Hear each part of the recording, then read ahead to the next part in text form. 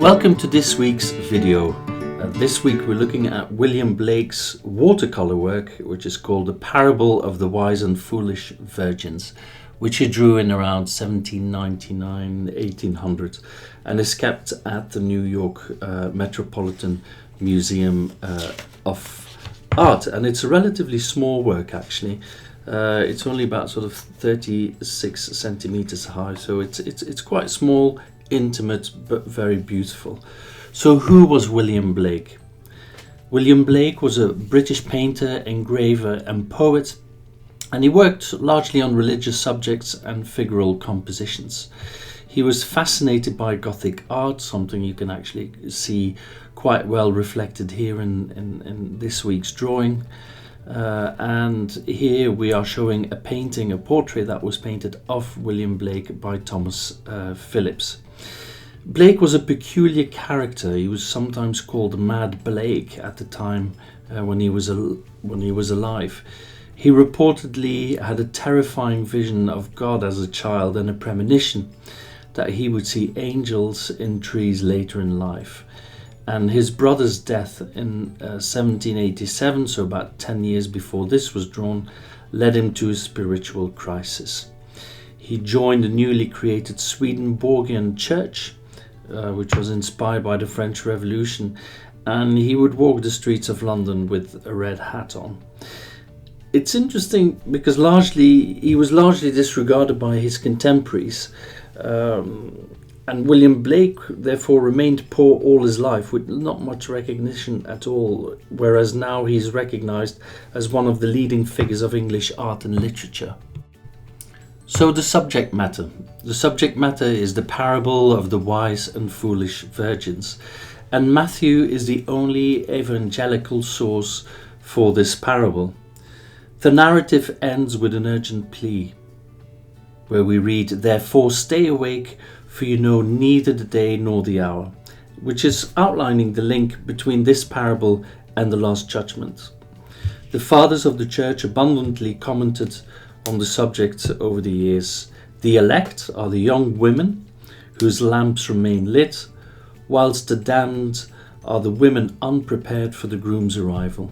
And in the Middle Ages, the theme was widespread by mystery plays, which focused on the representation of Bible stories in churches throughout Europe. And illustrations of this parable can be found as early as in 4th century Roman catacombs.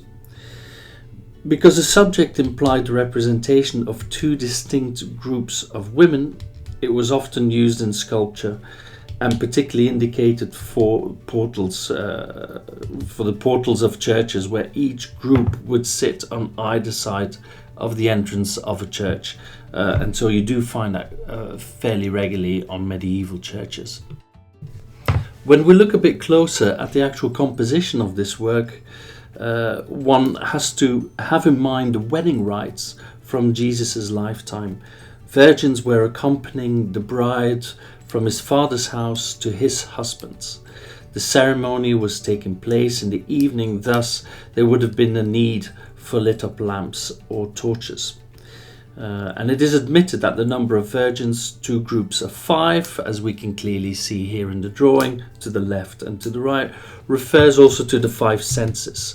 So taste, sight, touch, smell and sound, whose use can lead mankind to either life or death.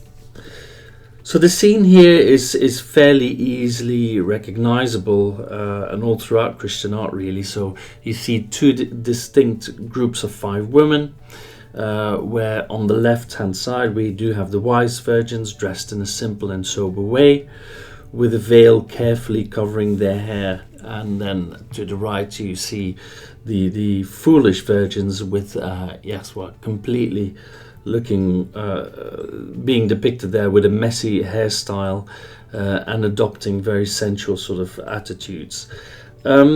So more importantly, the wise virgins have their lamps lit up, while the foolish virgins are holding theirs upside down in a movement of despair.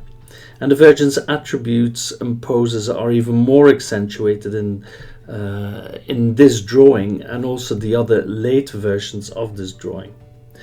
In Blake's composition, the 5 wise virgins turn down the supplicating 5 foolish virgins, so that whilst they look at the foolish virgins, they're sort of, well, they're pointing them away. And I think the figure is clearly sort of pointing with her finger like, please, please, do go away.